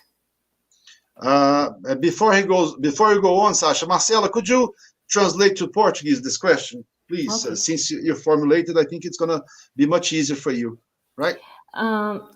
Primeiro eu agradeci pela palestra e eu queria me desculpar porque eu sei que minhas perguntas parecem bobas, porque simplificam a complexidade de tudo que o Sacha falou. E a primeira pergunta que eu fiz foi a seguinte: Sacha, você destaca que o manifesto não se propõe a lançar uma nova doutrina ou uma forma de governo. Me parece que o convivialismo é sobre respeito, ética e abraçar a diferença e a contradição. Parece que novos modelos de sociedade, de algum modo, fracassam com esses propósitos, os nossos modelos, né? Como superar a sociedade de competição e dominação de um grupo para que haja espaço para uma sociedade de colaboração. Parece que a resposta está em assumir o ato de queering. Então, queering é um modo de ser. E aí eu perguntei, né, se ele poderia acrescentar algo sobre isso, especialmente sobre ética e respeito. Ok. Thanks a lot. First of all, it's absolutely not simplifying. It's a very rich question which you are asking. So thanks a lot, or actually suggestion you're making. So thanks a lot for that, Marcella. There's a few things I could say. I just have again to maybe split it a bit so that it's easier for Paulo to do the retranslation in Portuguese for everyone. So let me start maybe one. Yeah, I will start with one first thing. The complexity indeed that the convivialists are looking at is very close, or I really find back many ideas of Edgar Morin in it, especially understanding that a complex democratic society is one in which cannot be organized only by competition. So exactly as you were saying just now. It requires, of course, collaborations, but actually it requires a balance between all of those movements. It requires a complex balance between collaboration and competition and conflict, I mean, opposition, which do exist, and a wider unity. So it's this complex relation between those four relations. That's exactly what Morin was talking about all the time, and which we find back in the Convivialist Manifesto as a principle of balancing cooperation and opposition. And it's also something that so-called agonistic thinking is about. This finding this form of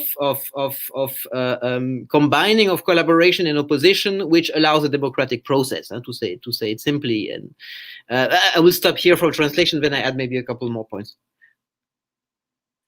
Marcela, você quer fazer a tradução? Você pode me ajudar também.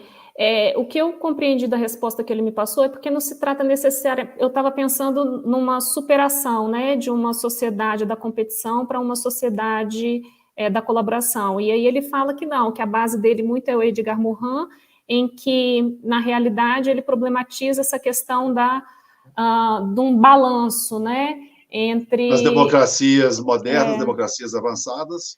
Exato. Uhum. E, na realidade, pelo que eu compreendi, é isso, é a gente abraçar todas essas formas de modos de ser, né, de uma maneira balanceada.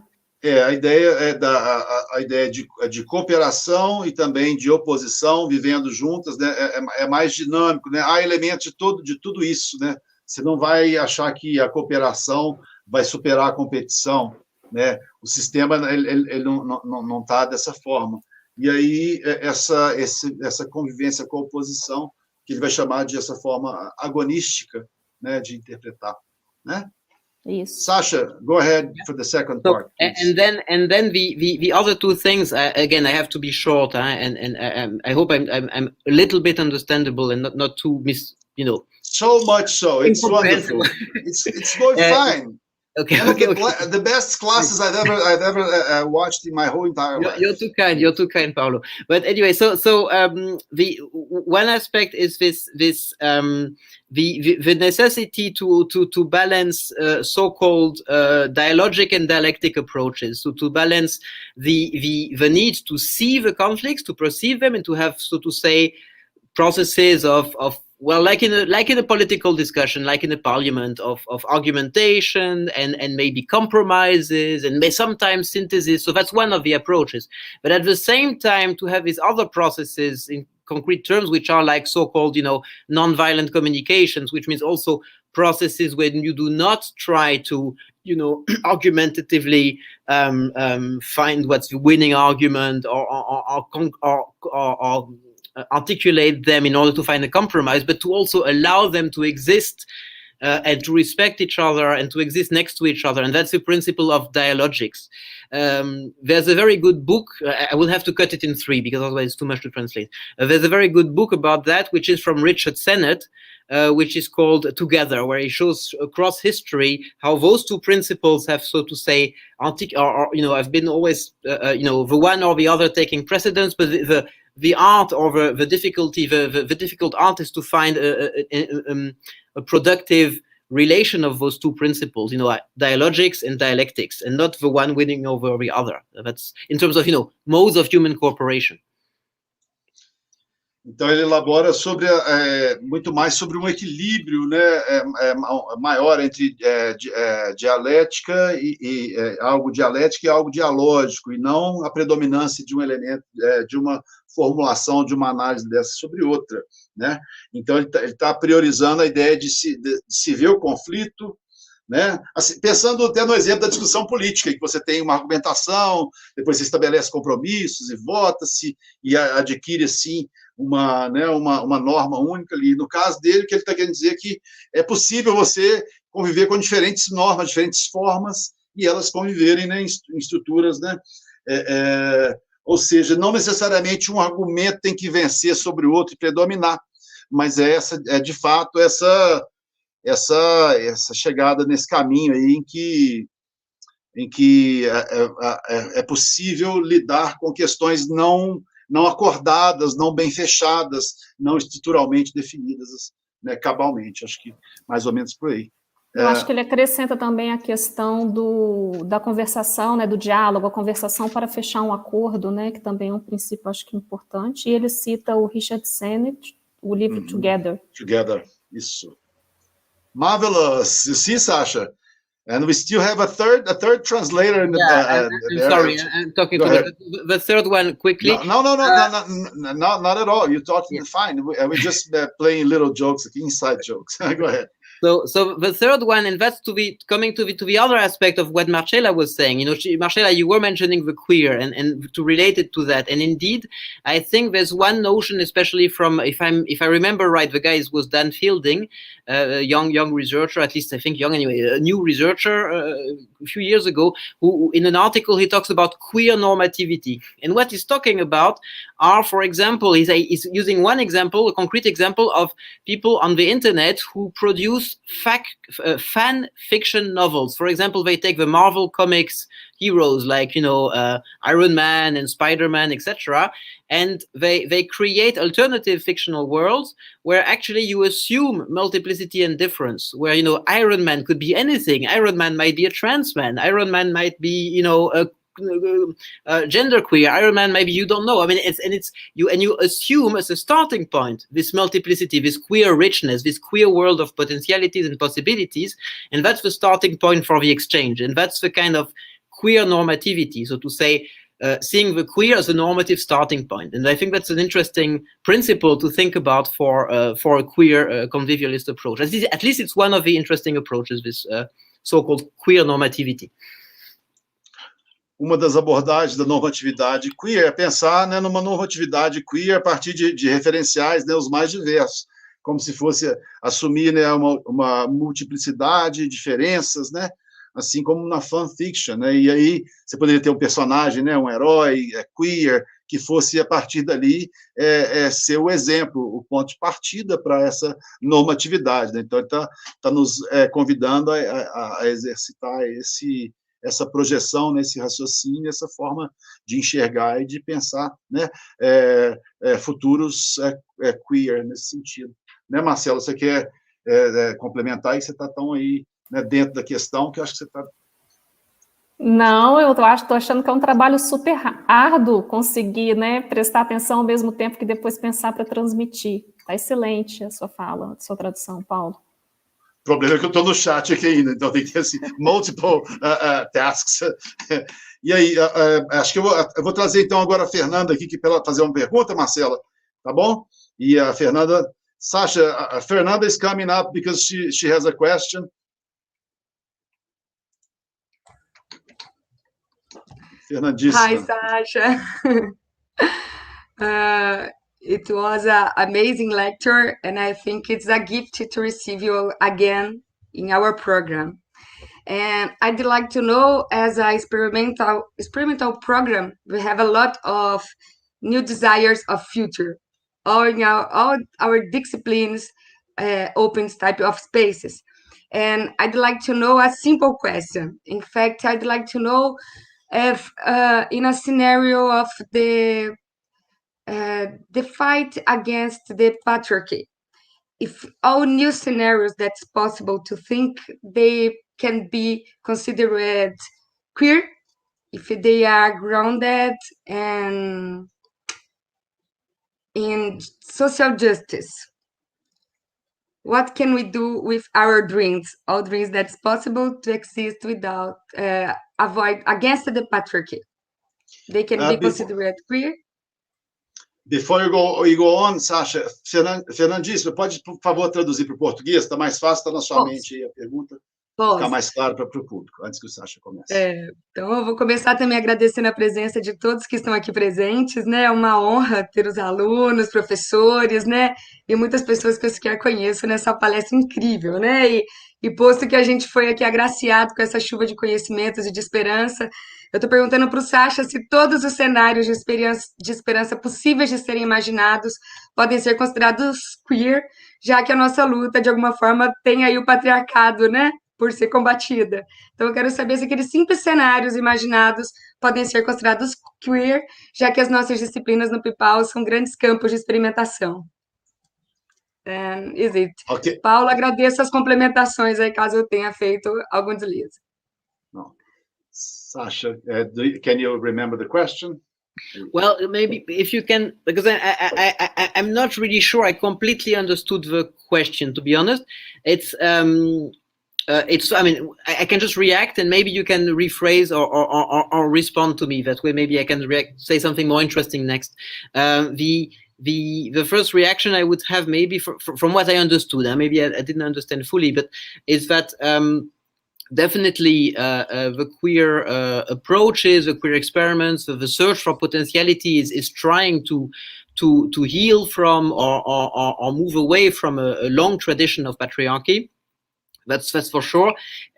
And it, at the same time, it understands patriarchy in a certain kind of ways, or a certain number of ways. I was trying to describe some.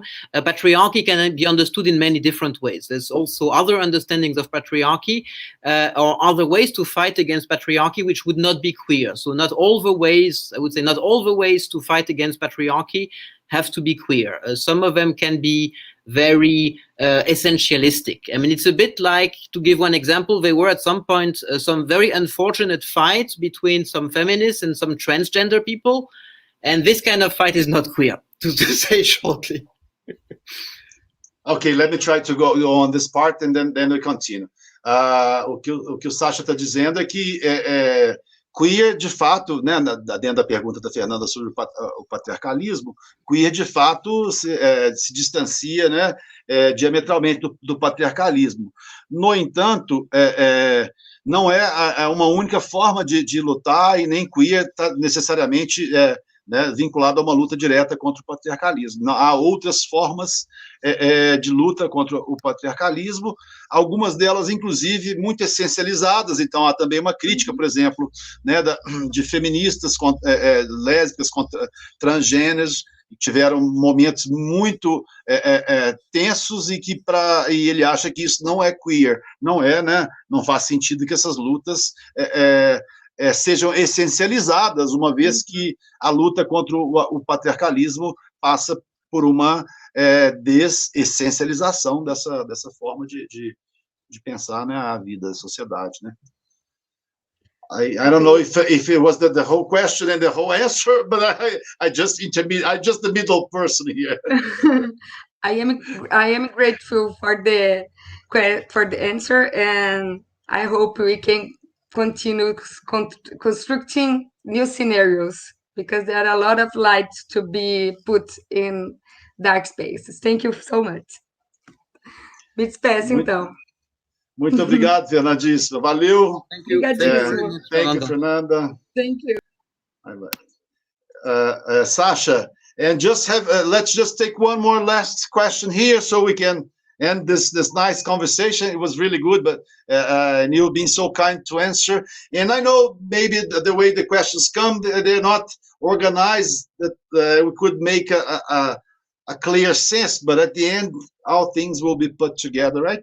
Então, estou dizendo, gente, agradecendo, eles vão pegar mais uma pergunta, e que as perguntas vêm de forma mais ou menos assim, né, desorganizadas, a gente tenta respondê-las, e depois, né, as pessoas ao assistirem vão fazendo sentido da coisa toda. So, Sacha, I have one question here from André. He's asking you to give examples of let me first ask in Portuguese, and then I'll do in English, tá? Ok? Gente, o André está perguntando para dar exemplos dos níveis de realidade que ele disse para poder propor a transdisciplinaridade. Sacha, he's saying, because when we talked about transdisciplinarity, which is a great concern of ours here at PIPAUS, and you know well, you mentioned transdisciplinarity as to be taken in several different levels and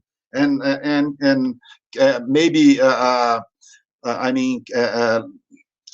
layers of complexity, right? So say more or give examples of the levels of reality you said for transdisciplinarity. I don't know if, but maybe some different aspects that transdisciplinary, as you said, we have to, right? Yes. Something like that. Yeah, thanks a lot for this question again. Of course, you know, if I had been giving an input on transdisciplinarity, as I do sometimes at my university, I could say a bit more, but that now will be very short. So these notions are really, of different levels of reality. This really comes from these Romanian philosophers and scientists, especially Basarab Nicolescu, who is a big, so to say, influence on thinking about transdisciplinarity, and before him, Ștefan Lupascu, also Romanian, living in France in the 20th century. But in short, so those two names I have in the chat box now, but in short, examples of levels of reality, if we take it at the physical level, and that's where Nicolescu, for example, started from. He was a quantum physicist, and he was seeing that quantum physics and macrophysics, so-called Newtonian physics, have different logics, and that they follow different laws or rules, so to say. The big ambition, I mean, he's been very critical of the big ambition of many other scientists to try to say we could reduce all of reality to one formula, like a God formula that could explain everything, and unify all the fields of physics under one theory, one kind of way to explain everything under one logic. And what Nicolescu says is, no, actually there are, and now I'm just talking about the physical level, there are different levels of reality, for example, quantum and macro physics, which have their own logics. And when you go across them, you can go across them and things go across those levels of reality, but then you have contradictions. Then you have very, very contradictory, self-contradictory things happening. Like, for example, those quantas in the quantum field that are at the same time waves and particles for us in the macro world, because we're at a different level. But it's not just physics, he says. It's also, when you look at the level of symbolic things, when you look at the level of life, of biology, which is something more. But life is not just physics. Biology, living forms have something at a different level than just cosmology or physics. And then again, when you have societies, you have new things appearing, and when you have also, and that's something maybe some people will relate to, maybe others will not, but for quite many people at least, when you come to spiritual experiences, you also have another level of reality which you reach, which you cannot compare to the to the macrophysics or the quantum or to the biology and all of those things. And that's the big thing with Nicolescu and some like him. They say, actually, it's not just about us making everything in our heads. It's not just we construct everything in our minds. Actually, there are realities, but there are realities. There are those levels of reality. There's not this unified, simple reality. And someday, Stephen Hawking, I mean, poor guy is dead now, so it's not good to make a joke about him, but Stephen Hawking someday would come with a God formula and explain everything with one mathematical formula. That would be the one level of reality, if you want. And that's what Nicolescu says. No, there's many levels. And then, sorry, I'm being very long, but then transdisciplinarity is this amazing challenge, crazy, complex, illogical, chaotic, this crazy challenge to think across different levels, to think full of contradictions, so to say, but not without ever trying to put everything into one theory, because that would reduce the levels into one level. So if you meet, for example, if you meet a scientist who tells you he will explain everything with one formula, Stephen Hawking also run away. But if you hear a pope or a guru telling you the same with his spiritual approach, or I would even say an integralist thinker like Ken Wilber saying, I have a very elaborate, complex system to explain everything, a theory of everything, run away. Okay, pessoal. Thank you, Sacha. I'll try to render as much as possible. Beautiful talk.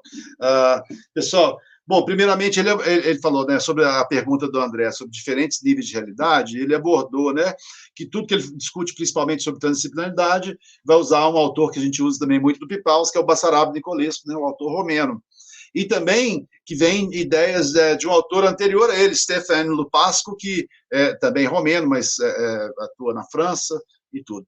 E o que ele está dizendo é o seguinte, o Nicolescu, por exemplo, físico, né, discute a macrofísica contra a física quântica, e esses dois caminhos dentro da física são realidades diferentes, operam em realidades diferentes, né? Então ele vai listando uma série de exemplos de que o que o Nicolas está propondo não é assim, eu quero uma fórmula de Deus para poder resolver todo o problema da física, não. É que essa tensão aí entre os níveis diferentes de realidade, as diferentes realidades, a realidade da biologia, a realidade do nível simbólico, as realidades de diferentes áreas vão formando camadas, e a grande questão, então, não é, de fato, encontrar uma fórmula final e definitiva para organizar tudo isso, mas são essas diferentes perspectivas, porque o que ele está dizendo é que você, para migrar de uma física, né, mais macro, né, para a física quântica, você pode até atravessar dentro dessas duas realidades, mas vai ter trauma, vai ter ruído, vai ter dificuldades, vai ter negociação nesse meio. E a transdisciplinaridade é isso, não é achar que uma realidade só vai dar conta disso e que todos os problemas vão ser resolvidos com essa fórmula de Deus. A propósito, inclusive, ele falou que se vier um cientista falando que tem uma fórmula, mesmo que seja um Stephen Hawking, uma fórmula final, ou se vier um guru, né, um papa, ou alguma entidade aí espiritual que vier e falar que tem uma fórmula para tudo, ou mesmo um integralista, né, alguém, né, aí que diz que tem uma explicação científica, explicação final para tudo, o que ele está dizendo é para correr disso aí, não é isso que a gente quer. Então, retomando o Nicolesco, essa ideia de transdisciplinaridade em vários níveis de realidade e fazer dialogar esses níveis, portanto, não há um conceito fechado, mas sim uma eterna negociação aí, né, vamos dizer, através dessas fronteiras. Não sei se eu fui bem aí na minha tradução, mas tentei.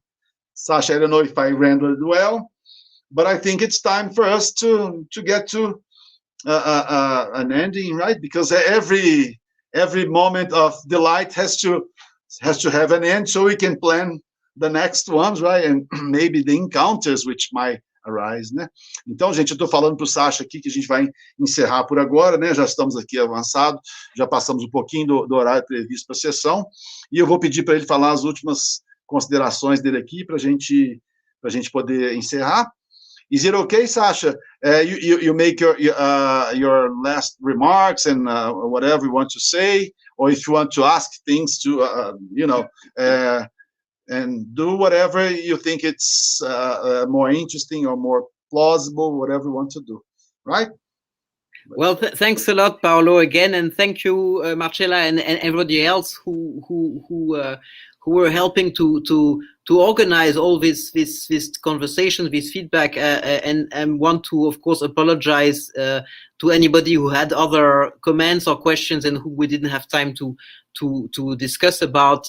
If we had been in presence, I would say let's hope that we meet tonight and we, can continue the informal discussion. This is not the same online, of course. I hope we will get, let's say, other and more opportunities to continue to exchange and online, and also maybe someday again in presence together, like we did a few years ago. And I also wish, of course, the best for all the other conference sessions, because I've seen online you have quite a heavy program, quite a lot of interventions by a lot of people. So I wish the best of luck to everyone for this coming days of exchanges.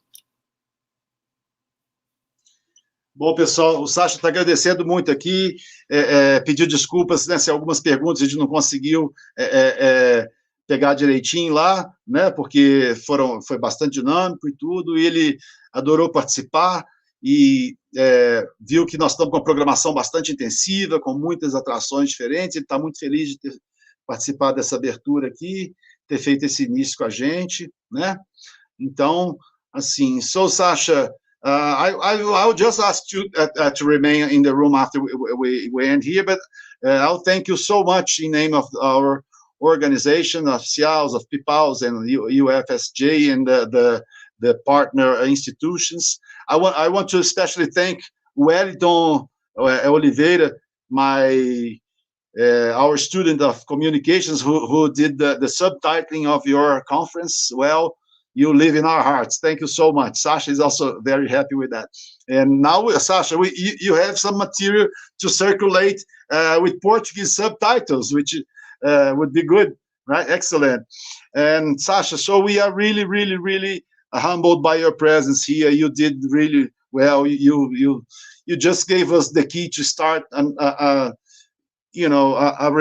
encounter that should or is to change everyone's lives, whoever is involved with it. So thank you so much for giving us this opportunity, right? And I will meet you in a second outside here. I'll just make my last comments and instructions to the public, okay?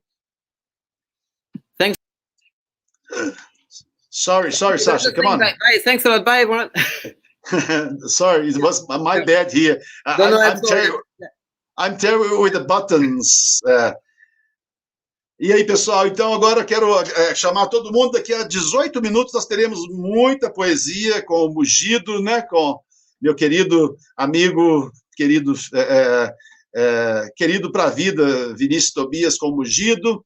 Depois nós teremos a palestra, né, a conferência sobre o decênio decisivo com Luiz Marques, e depois teremos o coletivo Larvas de Poesia, ou seja, hoje vai ter um debate muito legal, e às 20h30 a gente vai encerrar com o coletivo Larvas, que vai ser, assim, um momento especial para todo mundo aqui, viu? Então, queremos desejar saúde e paz para todo mundo, um excelente simpósio, um excelente SIAUS 2, e tenho certeza que a gente vai, na quinta-feira, após terminadas as sessões, as conversas, os encontros, todos nós sairemos transformados dessas sessões, né? Então, fica aqui um grande abraço da organização. Vocês vão ver agora, mais uma vez, o vídeo de assinatura de encerramento aqui, e a gente se fala nas próximas sessões aí. Muito obrigado. SIAUS 2 na cabeça, pessoal. Valeu!